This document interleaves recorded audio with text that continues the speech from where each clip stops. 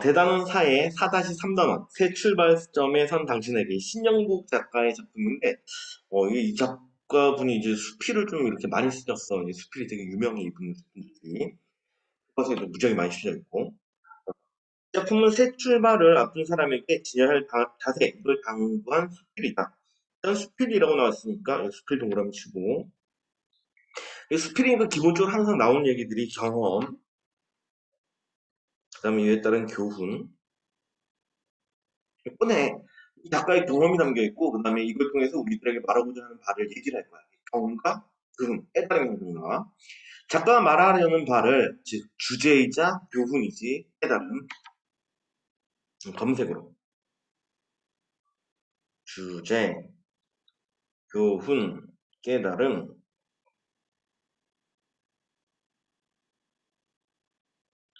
자, 이거 바탕으로 이 작품이 주는 교훈과 감동이 뭔지 생각하면서 작품을 감상해보자. 들어볼까?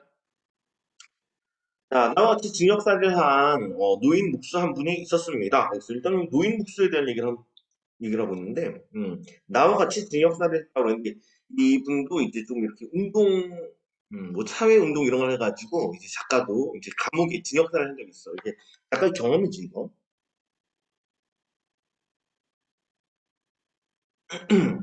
자, 언젠가 그 노인이 내게 뭘 설명하면서 땅바닥에 집을 그렸습니다. 그 그림에서 내가 받은 충격은 잊을 수가 없습니다. 집을 그렸는데 이게 충격적이었어. 자, 집을 그리는 순서가 판이하여 있기 때문입니다. 그래서 이게 충격을 받은 이유, 이거 때문이지. 충격의 이유. 뭐 좀 달랐어. 자, 지붕부터 그리는 우리들의 순서는 거꾸로였습니다. 우리 일반적으로 집 그려봐 라고 하면은 항상 이렇잖아. 이거, 창문, 문. 선생님 그림이 한 개야. 더 이상 못 그려. 알지? 선생님 그림 못 그리는 거. 자, 어쨌든 보통 일반적으로 지붕부터 이렇게 그리는데, 그건 정반대였어. 자, 어떻게 그러냐. 먼저 주춧돌을 그린 다음, 그다음에 기둥, 그다음에 도리, 그다음에 들보, 석가래, 지붕 순서로 그렸습니다. 그러니까 밑에서부터 차근차근 이렇게 쌓아 올라간 거야. 밑에다가 주춧돌 그려놓고 그다음에 기둥 올리고 그다음에 얹고 뭐 얹고 뭐 이런 식으로 우리랑 그리는 건 정반대로 이제 그림을 그리신 거지. 자, 그가 집을 그리는 순서는 집을 짓는 순서였습니다. 이거 특이한 점. 이게 특이한 점. 집을 그리는 순서가 집을 짓는 순서랑 일치했던 거야. 그래서 무지하게 판이했던 거지. 자, 일하는 사람의 그림이었습니다. 그러니까 이게 일하는 사람의 그림이라는 건 실제 생활의 토대를 두고 있었던 거야. 실제 경험이 담겨 있는 거지. 그러면 구체적이고 사실적이야. 세상에 지붕부터 지을 수 있는 집은 없습니다. 그럼에도 불구하고 지붕부터 그려온 나의 무심함이 부끄러웠습니다. 자, 일단 여기 주청자 나의 무심함이 부끄러웠습니다. 그러니까 이거 부끄러움 나면 이걸 바탕으로 내가 뭐 했다고? 내 스스로를 뭐 했어? 반성을 한 거지. 성찰, 반성을 했어. 무엇 때문에? 목수님 때문에, 목수 할아버지 때문에. 야, 나의 서가가 한꺼번에 무너진 낭패감이었습니다. 좀 낭패감도 맡고 있지. 아, 난 뭐 한 거지? 하는 낭패감 느꼈어. 자, 서가라는 표현인데, 서가, 책 서자잖아. 그치? 내 서재를 얘기해, 서재. 내 서재가, 여기서 말하는 서재가 무너졌다는 얘기 진짜 뭐 책장이 무너졌다 이런 얘기는 아니지. 나의 지식, 내가 지금까지 쌓았던 내 지식, 뭐 이런 것들이 한꺼번에 무너지는 듯한 이런 낭패감. 난 도대체 무슨 공부를 한 거야? 라는 낭패감 느꼈지. 난 지금도 책을 읽다가 건축이라는 단어를 만나면 한동안 그 노인의 얼굴을 상기합니다. 상기하다. 다른 뜻은 알아둬야지. 떠올리다. 돌이켜 생각하다. 상기하다. 자, 그래서 일단 뭐 여기까지 갔을 때 이제 글쓴이의 경험, 이 첫 부분이 딱 글쓴이의 경험 얘기 나와 있어. 경험은 경험인데 여기까지 보면 뭐 직접 경험을 볼 수 있지. 한번 끊어주고 직접 경험이라 적었죠. 직접 경험. 그래서 실제 그 집을 그리는 순서가 집을 짓는 순서였던 이런 노인 목사 한 걸 본 거야. 자, 어쨌든 이런 얘기를 했는데 이 얘기 다음 넘어가자. 자, 중간. 자, 차칠이라는 사람이 어느 날 그 장에 신발을 사러 가기 위해서 발의 크기를 분으로 떴습니다. 자, 일단은 여기 새로운 인물 나왔으니까 체크해보자. 라는 인물. 자, 신발 사러 가기 위해서 발의 크기를 분으로 떴대, 분을 떴어. 자, 이를테면 종이에 발을 올려놓고 그 발의 윤곽을 이런 식으로 그린 거야. 자, 한자로 그것을 탁이라고 합니다. 분뜬 것이지, 분뜬 것. 탁이라고 하면 분뜬 것이야.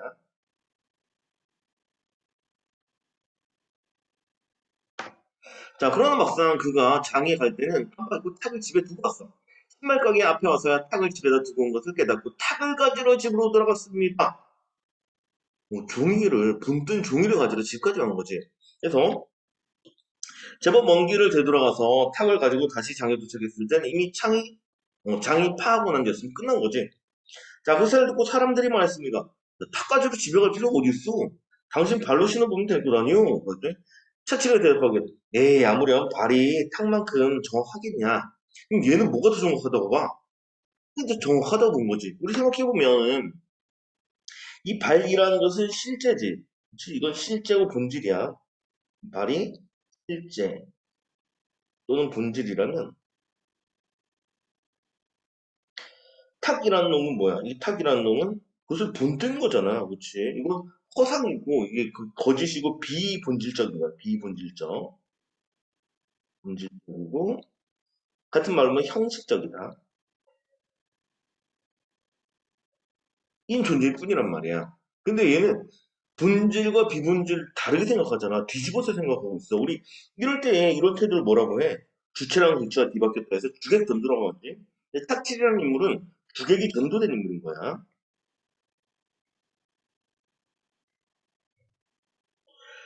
아, 주춧돌부터 집을 그리던 노인이 발로 신어보고 신발 산 사람이라면 나는 탁을 가지러 집으로 간 사람이었습니다. 라고 했어. 자, 그러면 우리 잠깐 여기 이제 옛날 이야기가 담겨 있는데 어디부터니? 여기부터는 여기까지네. 이렇게 옛날 이야기. 옛날 이야기, 옛 고자에 대한 이야기 샀다 써가지고 이걸 구사라고 그러지. 음. 차칠의 구사를 인용했어. 뭐 하려고? 이렇게 주객이 뒤바뀐, 즉 본질과 비본질이 뒤바뀐 이런 인물들에 대한 이야기를 하기 위해서 이런 구사가 인용이 된 거지. 그래서 노인을 발에다가 나를 탁에다가 이렇게 빗대었지. 일단 이쪽 부분 보니까 이 부분 요렇게 하자. 이렇게 체크를 하고 자, 이 부분 보면은 나랑 노인의 태도 이런 것들이 대조가 되고 있지. 대조. 그리고 각각 이렇게 빗대어서 표현했는데 이렇게 빗대어서 표현하면 이런 내용적인 방식을 유추라고 하지. 대조와 유추의 방식을 통해서 노인과 나의 태도를 이렇게 대조를 하고 있어. 자, 됐으면 넘어가도록 하자. 했고, 자, 들어 넘어가서, 음, 됐다, 넘어가자. 자, 다음 부분 넘어가서. 자, 이제 뭐쭉 열거가 되어 있는데, 어느 게 탑과 같은 건지, 어느 게 조과 같은 건지, 즉, 본질이냐, 비본질이냐, 이거 구분하면 되거든. 순서대로 앞에 것들이 본질이 아닌 거, 뒤에 것들이 본질에 해당돼. 탑과 조, 교실과 공장, 종이와 망치, 의상과 사람, 화폐와 물건, 임금과 노동력, 이론과 실천. 자, 지금 삼국형 것들 보면은, 다시 한번 볼게. 탁이지, 탁. 본질이 아니지. 그다음에 교실이지. 교실과 공장 중에 실제 도움이 되는 건 공장이잖아. 그치? 공장에 실제 도움이 되는 것이고, 종이 망치라고 하는데, 이게 이론적인 거라면, 망치는 실제 현실에 쓰이는 거지. 의상, 사람이 입어봐야 되잖아. 사람이 입는 게 실제고, 의상은 겉모습일 뿐이야. 형식적인 거지. 화폐한 물건, 진짜 가치 있는 건 물건이잖아. 화폐는 이 물건을 사기 위한 하나의 도구일 뿐이고. 그다음에 임금과 노동력이라는데 노동력이 있어야지 임금을 받을 수가 있겠지. 그다음에 이론과 실천이라는데 이론만 있으면 공허하잖아. 쓸모없다고. 탁상공론 이런 거잖아. 탁상공론 들어봤어? 실천이 중요하다는 얘기야. 자, 이런 것들이 즉 본질과 비본질 것들이 뒤바뀌어 있는 우리의 사고를 다시 한번 반성하게 하는 교훈이라고 생각합니다. 무엇이 차치리 이야기가 그리고 노인 이야기가 우리를 반성하게 하는 교훈에 해당되겠어. 자, 나는 당신을 위로하기 위하여 이 이야기를 전하는 것이 아닙니다. 위로하려고 하는 게 아니야. 자, 일단 당신이라는 존재가 나왔는데 이 당신 말 그대로 청자제 청자. 이 이야기를 읽게 되는 독자이자 이 이야기를 들은 청자에 해당되겠어. 자, 그럼 당신이 누군지 아직 안 나왔어. 뒷부분 나오거든. 읽어주자. 수능 점수 100점으로 예비 합격한 수험생. 요게 이제 표면적인 내용. 100점으로 예비 합격을 했다. 이 100점이 만점 100점인가? 아니면 전 과목 합쳐서 100점인가? 모르겠다. 자, 그리고 들어가서 본질을 보지 못하고 겉모습, 그다음에 형식에 집착하는 현대인 이런 의미도 뜨고 있어. 그래서 요거 나중에 구분을 다시 한번 해야 돼. 이 당신의 표면적인 의미로는 무엇이냐, 그다음에 이면적인 의미로는 무엇이냐. 요거 나중에 구분하도록 하자. 나중에 할 거야. 나중에 표면적, 이면적. 표면적으로 봤을 때는 진짜 이 지문에 나온 인물이고, 이면적으로 봤을 때 이 글을 읽을 수 있는 모든 현대인들에 해당이 돼. 자, 그런데 위로하려는 게 아니야. 위로가 아니다. 위로는 진정한 애정이 아닙니다. 위로는 그 위로를 받는 사람으로 하여금 스스로가 위로의 대상이라는 사실을 확인케 함으로써 다시 한번 좌절하게 하는 것이기 때문입니다. 그러니까 위로라는 것은, 이 위로라는 존재는 다시 한번 좌절하게 하는 것이라는 얘기야. 그래서 이렇게까지 봤을 때 이게 수능 점수 100점인데 이 100점이라는 게 만점 100점 얘기하는 게 아니겠지, 그치? 전 과목 100점, 전 과목 다 합쳐서 100점 이 정도 느낌인 것 같아. 이게 위로받을 사람이지, 위로받을 사람은.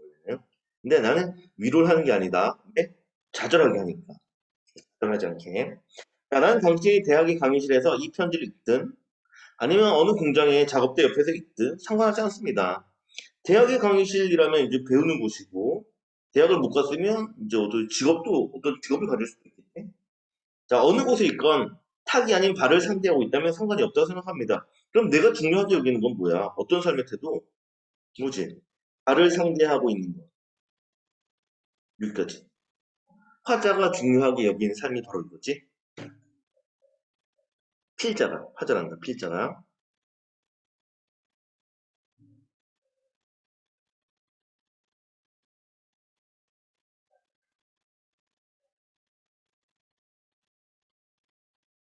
발을 상대하라. 발을 상대하는 게 뭐랬어? 본질을 상대하라는 얘기지, 본질. 본질만 상대한다면 어디에 있든 상관이 없다는 얘기야. 자, 만일 당신이 사회 현장에 있다면 이라고 있겠지. 그러면 당신은 살아있는 발로 서 있는 것입니다. 그래서 여기 사회 현장에 있다면 이건 진짜로 실제적으로 도움이 되는 삶을 살고 있는 거야. 살아있는 발로 서 있는 거야. 밑에도 정리해보면 사회는 실제적인 경험을 통해 살아있는 교육을 받을 수 있거든. 그래서 진짜로 살아있는 교육을 받는 거야, 이거는. 그래서 실제적인 경험을 할 수가 있고, 그다음에 살아있는 교육을 받을 수 있어. 이게 사회 현장이야. 그래서 살아있는 발로 서 있다는 표현을 쓴 거야. 자, 그리고 만약 당신이 대학 교정에 있다면, 색깔 좀 바꿀까? 잘 안 보이니까. 자, 이번 대학이 교정이야. 자, 이렇다면, 당신이 더 많은 발을 깨달을 수 있는 곳에 서 있습니다. 이거 진짜. 더 많은 발을 깨달을 수 있는 곳에 서 있는 것이다. 우리 발이라는 게 뭐 있어? 본질이잖아, 본질. 대학이니까 더 많은 걸 깨달을 수도 있는 거야. 자, 대학은 기존의 이데올로기를 재생산하는 종속의 땅이기도 하지만, 이런 측면도 있다는 얘기지. 기존의 이데올로기를 재생산하는 종속의 땅이기도 해. 그렇지만, 그 연쇄에, 즉, 이데올로기를 재생산하는 그 연쇄의 고리를 끊을 수 있는 가능성의 땅이기도 합니다. 그럼 이 글의 필자는 대학에 대해서 이렇게 좀 다르게 생각하는 거지. 자, 대학, 여기 다시 들어오면, 기존의 이데올로기를 재생산하는 종속의 땅, 긍정, 부정? 부정적이 있어. 그런데, 그 이데올로기를 재생산하는 그 재생산의 연쇄의 고리를 끊을 수 있는 가능성이 땅이기도 하다는 얘기지. 그래서 지금 이 글의 필자는 이 대학에 대해서 좀 양면적인 태도를 가지고 있어.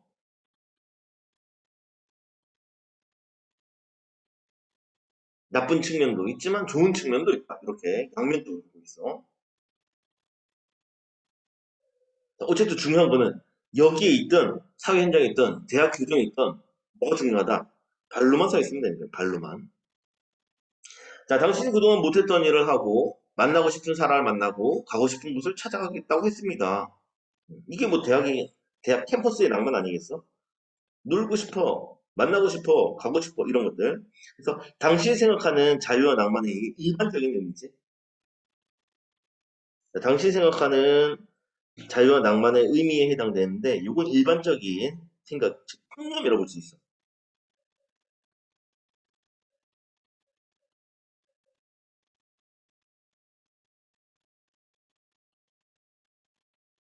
내가 보기엔 이러고 싶은데. 진짜 이게 이건 너무 좋은데.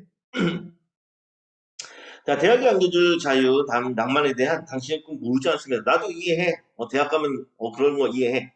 자, 지금까지 얽매여 있던 당신의 질곡을 모르지 않습니다. 이 질곡이라는 단어가 있는데 이거 좀 알아두자. 이 정도는 상식으로 좀 알아둬야 돼. 이건 뭐 내신 아니더라도 그냥 알아두도록 해. 자, 질곡 보면 뭔가 이렇게 억압, 구속으로 인해서 받는 고통을 뜻해. 억압으로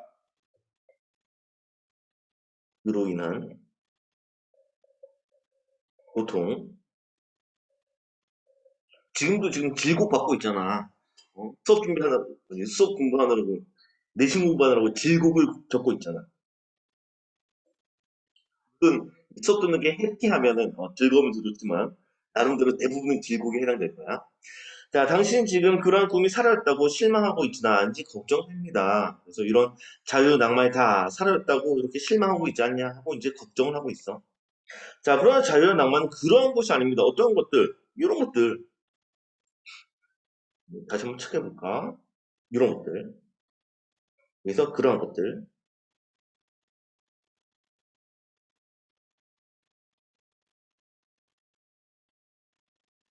이런 것들이 아니다. 살표 이상하다. 이런 것들. 잘 그려. 자, 자유한 낭만은 관계의 건설 공간이라는 말을 난수합니다. 다시 이것은 이것이다 라는 말을 난수하는데 A가 B다라는 말을 난수한다는 거야. 자유한 낭만 알고 있는데 관계의 건설 공간이라는 게 도대체 뭐야? 말이 좀 이상하지. 표현 일단 체크 좀 해놓고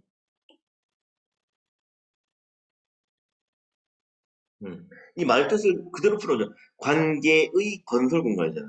관계를 건설하는 공간이라는 뜻이야. 말 그대로. 검색으로 정리할까? 인간들 간에, 사람 사이들 간에 관계를 건설하는 공간. 이게 바로 뭐라고? 이게 바로 자유와 낭만이라고. A는 B다. 꼴입니다. 얘가 얘야. 관계를 건설하는 거예요. 자유와 낭만을 통해 가지고 관계 이런 것들을 건설할 수 있다는 얘기야. 자, 우리들이 맺는 인간관계의 넓이가 곧 우리들의 누릴 수 있는 자유와 낭만의 크기입니다. 우리가 맺는 인간관계의 넓이가 있는 만큼 자유와 낭만을 즐겨 있다는 얘기지. 그러기에 그것은 우리들의 일상에 대해 내장되어 있는 안이한 연륜을 결부하려고 사회와 역사, 미래를 보듬는 너른 품을 키우는 공간이어야 합니다. 말이 되게 어렵네. 어우, 진짜. 신영복 작가 글은 정말 잘 쓰시는데, 단어 선택은 정말 너무 힘들어. 자, 안이하다는 표현 알고 있지? 너무 쉽게 여기는 게 안이한 거 편안하고 쉽게 여기는 태도. 쉽게 여기는 거. 안이하다. 이건 뜻 알아듣자. 아니, 알고 있지? 안이하다는 알고 있어. 그다음에 연루를 결부하다. 근데 어디에 연루되다라는 표현 들어봤지? 연루되다. 아이고, 동그라미 치고 싶었는데. 연루되다. 보통 뭐 범죄에 연루되다 이런 표현 쓰잖아. 얘는 어떤 대상과 관계가 되거나 연관이 되는 건데, 이게 좀 부정적 의미를 두고 있어. 부정적 의미의 연관이 연루야. 그럼 다시 돌아가면, 우리 일상에 내재되어 있는 편안한 관계, 이런 것들은 이제 결별해야 돼. 편안함 이런 거 없애자는 얘기야. 그리고 사회와 역사와 미래를 보듬는 사회, 우리가 살고 있는 사회, 그 다음에 처음부터 끝까지 쭉 이어진 역사, 그 다음에 또 미래까지 이렇게 보듬는 너른 품을 키우는 공간이어야 된다. 어디가 자유와 낭만의 공간이 이런 공간이어야 되고 대학 공간이 이렇게 돼야 된다는 얘기야. 그래서 여기 돼 있네. 대학에 대한 작가의 생각. 대학은 이래야 된다. 즉 사회, 역사, 미래를 보듬는 너른 품을 키우는 공간이 바로 이게 대학이 되어야 된다는 얘기지. 이상적인 대학의 모습. 작가가 생각하는, 글쓰기가 생각하는 이상적인 대학의 모습이 바로 사회, 역사, 미래를 보듬는 넓은 품을 키우는 공간이야. 자, 그리하여 당신이 그동안 만들지 않고도 공부할 수 있게 해준 수많은 사람들의 얼굴을 만나는 연대의 장소입니다. 다시, 그동안 직접 만들지 않았는데, 그러고도 공부할 수 있게 해준 수많은 사람들 얼굴을 만나는 연대의 장소가 또 대학이라는 얘기지. 이것도 대학이야. 그다음에 어쨌든 이렇게 하자. 1번, 그다음에 2번. 이렇게 돼 있지? 에이, 체크하지 말자. 체크를 여기다 하자. 여기 1번. 파란색으로 돼 있네, 진짜. 파란색으로 1번. 그다음에 요거 2번. 만들지 않고 공부할 수 있게 해준 수많은 사람들이 있었는데 그 얼굴을 만나는 연대의 장소. 그 사람들과 연대할 수 있는 곳이고. 그다음에 아니, 잠깐만. 이게 진짜 만난다는 얘기가 아니지 얼굴을 본다는 진짜 만난다는 얘기는 아니다. 책을 통해서 그런 사람들을 접할 수 있다는 얘기지. 그 사람들 대학 가서 어떻게 만나겠어? 자, 그리고 우리 사회를 지탱하고 있는 발의 인자를 깨닫게 하는 교실입니다. 즉, 우리 사회를 지탱하는 게 누구이다. 이런 것들을 직접 깨달을 수 있는 교실이 또 요 대학이 된다는 얘기죠.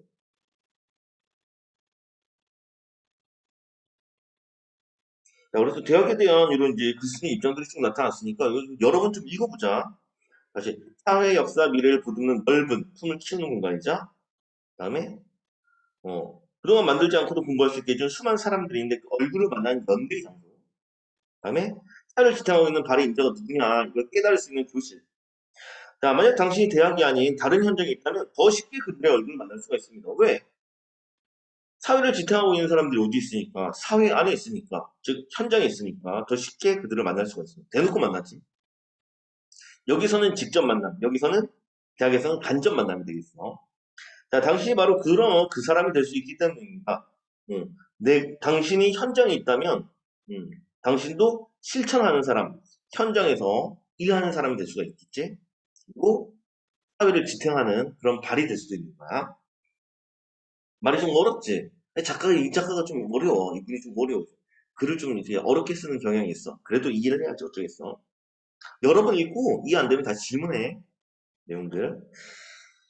자, 넘어가자. 자, 그 본질이 아닌 것과 본질인 것들 좀 구분 좀 해두고, 그래서 본질이 아닌 것들은 이론에 해당되고, 본질인 것들은 실천에 해당되는데, 이론과 실천에 가깝다. 그리고, 앞에 거는 이론이요. 뒤에 거는 실천이다. 글쓰기가 중시여기는 건 당연히 실천이고, 그래서 밑에 부수적인과 비본질적인 뒤바뀌어 있는 사고, 이런 사고 뭐라고? 주객 전도된 사고, 이걸 비판하고 있어. 자, 들어가고, 자, 사회 당연히 좋은 곳인데 대학 여기도 좋은 곳이야. 사회는 발로 서 있는 곳이고 그래서 실제적인 경험을 할 수 있어. 살아있는 교육을 받을 수 있는 곳이 바로 사회야. 반면에 대학은 더 많은 바를 깨달을 수 있는 곳이고 가능성이 있다는 거든. 좋은 의미로 가능성이 있다는 게. 그래서 허구적인 이론을 현실을 만든 새 이론으로 창조할 수 있는 곳이기도 해. 예전에 허구적인 거, 이거 부정적인 거였지. 허구적인 부정적인 이론이 있는데 이것을 긍정적인 현실에 맞는 이론으로 바꿀 수 있는 곳이 대학이야. 그래서 너가 여기 있던 간에 발만 상대한다면 이거는 문제가 없다. 어디든 중요한 건 발이다. 자, 됐으면 넘어갈게.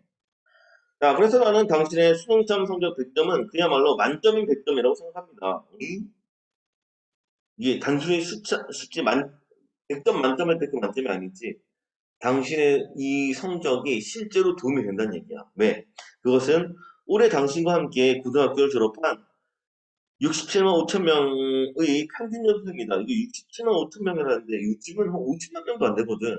당신 저게 꽤 옛날이야. 자, 당신은 친구들의 한복판에 서 있다는 걸 잊지 말아야 합니다. 자, 그러면 지금 이 수능 시험 성적 100점이 있는데 원래는 높은 점수는 아닌 거지. 그런데 높은 점수는 아닌데 이 점수는 당신은 친구들의 한복판에 서 있다. 중간에 해당된다는 얘기야. 중앙 가운데 이제 서 있는 거지. 그리고 그 중간은 다음에 뭐라고 하냐면 풍요한 자리입니다. 이 풍요로운 공간이 바로 백점의 위치이자 중간인 거야. 이유는 왜? 수많은 곳, 수많은 사람을 만나는 자리입니다. 그래서 중요하다는 거지. 그리고 수많은 곳과 수많은 사람을 만나는 자리는 곧 어떤 거야? 음, 자유와 낭만의 공간이었잖아. 아까 우리 자유와 낭만을 뭐라고 불렀어? 에헤이.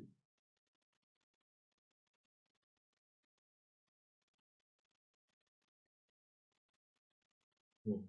아까 관계의 건설 공간이라는 표현을 쓰죠. 관계의 건설 공간. 이 관계가 맺어지고 있단 말이야. 어디에서?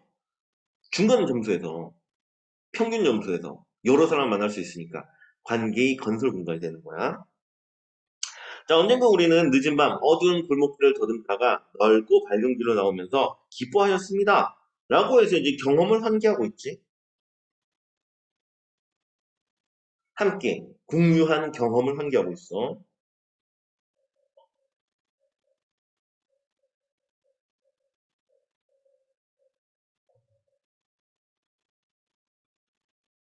아이, 쏘리. 공유하는데 미안. 벌써 순간이지. 어쩔 수 없어. 지워. 썼으면 지워. 함께 공유한 경험을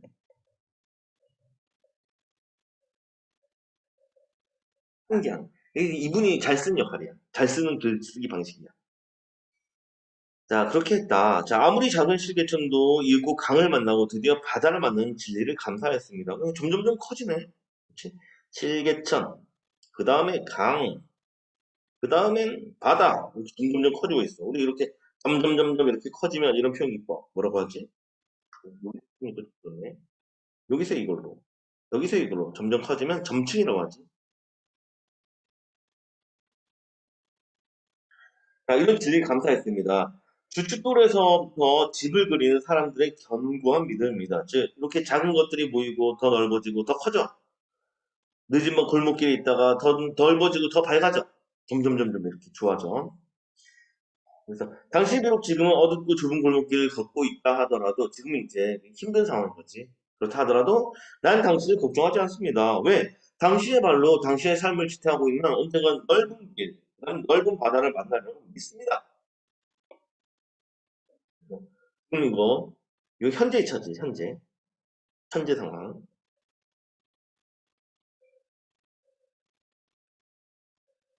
이건 부정적이긴 한데 걱정을 안 해. 이유는 너가 뭐만 하고 있으면 그리고 당신의 발로 당신의 삶을 지탱하고 있다면 그 다음에 어디로 건너갈 수가 있어?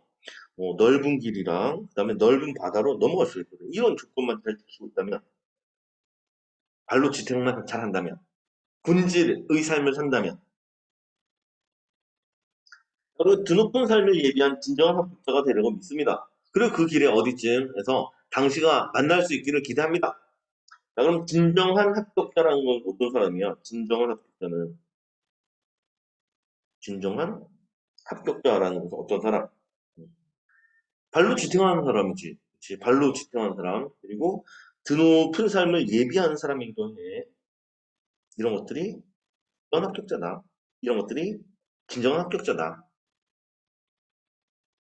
정리됐다. 자, 본문은 끝났고 넘어갈게. 자, 당신의 의미, 요거 별표는 초차. 표면적, 그 다음에 이면적으로 좀 구분해도 돼. 표면적으로 봤을 때는 이제 말 그대로 대학에 예비 합격한 수험생이야. 그다음에 입시를 끝내고 이제 시험 봤으니까 입시 끝났겠지. 그리고 대학을 안 가면 새로운 사회를 접하게 될 수도 있는 사람이겠지. 요건 표면적인 의미였고. 그다음에 이면적으로 넘어가면은 이면적으로 보면 이 책 읽는 사람 모두라고 이 글 읽는 사람 모두 그래서 새로운 출발을 앞둔 사람들이다. 새로운 출발을 앞둔 사람들이다. 그리고 본질을 보지 못해 다음에 겉모습과 형식에 얽매인 현대인들 수도 있지. 잘 외워도 잘 외워주자. 달달달달 외워주고. 자, 작가 생각하는 시험 100점의 의미, 통계적으로 봤을 때는 당시와 함께 고등학교를 졸업한 이제 평균 점수야. 이 수많은 사람들의 평균 점수인데, 이건 이제 일반적인 생각인 거지. 일반적으로 봤을 때 그냥 평균밖에 안 돼, 이런 뜻인데, 작가는 어떤 의미를 표현하냐면, 중간은 이제 다음에 이거지. 풍요한 자리다. 그리고 수많은 사람, 이런 것들을 만날 수 있는 자리이다. 그러니까 이런 사람 풍요롭고 수많은 곳 수많은 사람을 만날 수 있으니까 궁극적으로 이렇게 밑에 내려서 수시험 성적 100점은 인간관계를 넓힐 수 있는 자유와 낭만이 큰 자리이다.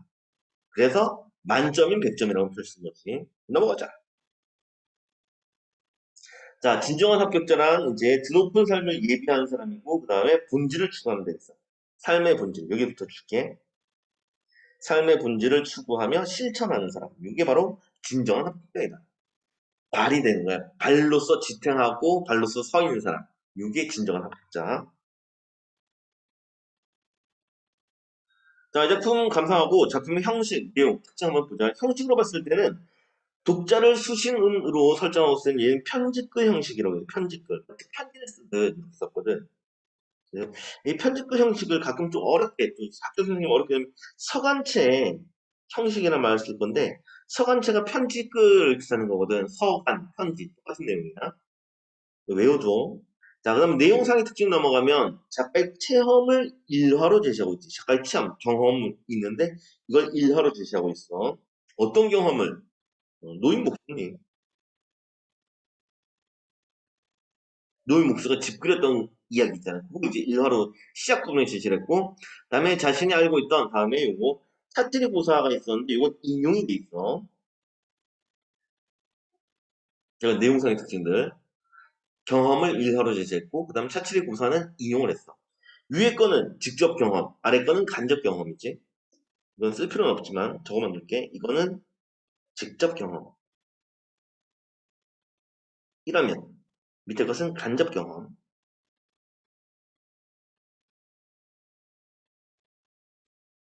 쓰지 않아도 되는데 아 이게 직접이구나 이게 간접이구나 구분할 수 있어야 된다. 넘어가자.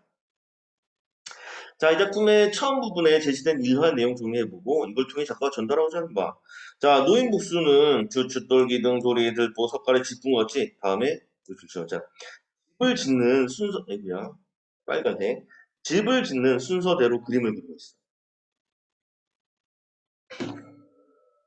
자, 그리고 본질이 아닌 것은 지붕부터 그린 경우지. 거꾸로 위에서부터 허공 중에 매달린 지붕부터 그리는 건 본질이 아닌 비본질적이고 형식적인 거지. 그래서 차칠 이야기와 호응하는 것은 이렇게 집 짓는 순서대로 그리면 족이고 본질이 아닌 지붕부터 그리면 이건 탁이 해당돼. 마지막 작가가 전달하고자 하는 막 그래서 뭘 말하고자 하는데 둘 중에 뭐가 중요하다. 족과 탁 중에 이게 중요해. 탁이 중요해. 이게 중요해. 요거지. 그래서 본질적인 것과 부수적인 것이 뒤바뀌어 있는 우리의 사고를 비판하고 다음에 이거 주시죠. 어, 삶의 본질을 추구할 것을 이야기하고자 한다. 이게 이제 작품의 주제니까. 자, 이어서 자, 이 작품에서 언급한 당신 누구세요? 자, 생각해보고 그리고 이 작품이 당신 이외의 사람들에게도 교훈을 줄 수 있다면 이것도 뭐냐? 왜 다른 사람들에게도 도움을 줄 수가 있느냐? 교훈을 줄 수가 있느냐? 이유까지 말해야 돼. 자, 들어서 봅시다. 이 작품에서 당신은 예비대학에 아니 대학에 예비 합격한 수험생이자 입시를 끝내고 새로운 삶을 접하게 되는 젊은이들에 해당돼 있어. 이건 이제 표면적인 의미. 표면적 의미의 당신이고 들어서 자, 작가는 이 작품을 통해 바람직한 삶의 자세에 대해 언급하며 삶의 본질에 대해 생각하기에 따라서 이 작품은 다음에 또 주시죠. 색깔 바꿀게. 새 출발을 앞두고 있는 사람들이나 본질을 보지 못하고 겉모습과 형식이 얽매인 현대인들에게도 교훈을 줄 수가 있는 거지. 당신 이외에 이런 사람들에게도 교훈을 줄 수 있어. 그래서 이것은 이면적인 이 작품에 숨겨진 당신이 되는 거예요. 숨겨진 의미의 당신.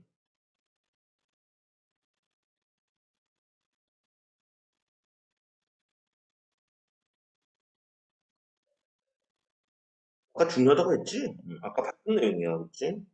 저기 앞에 그 달서 옆 날개 부분에서 봤던 부분이기 때문에 당신의 의미를 표면적으로, 이면적으로 정리해 봅시다. 이거 할 수 있으면 돼. 넘어가서 오케이 됐다. 이게 또 시험 문제 들어갈지 안 들어갈지 모르겠다. 이거 들어가면 나중에 또 따로 수업을 해주도록 할게. 안 들어가면 패스, 들어가면 해주고. 여기까지 하도록 하자.